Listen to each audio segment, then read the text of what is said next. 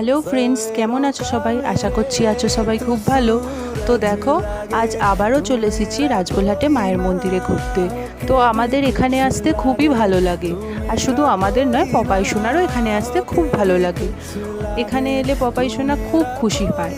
এখানে হাসি খুশিভাবে ছুটতে থাকে, খেলা করে, ও খুব ভালো একটা সময় কাটায় এখানে। তাই আমরাও যখন ওর বাবা কাজের ছুটি পায় তখন একবার হলেও এই মন্দিরে ঘুরতে আসি।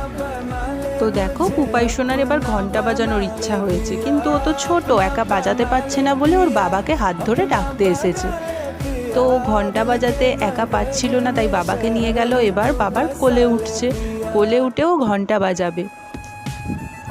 বাবা ওকে কোলে নিয়ে ঘন্টা বাজিয়ে দিতেই কত খুশি হয়েছে দেখো।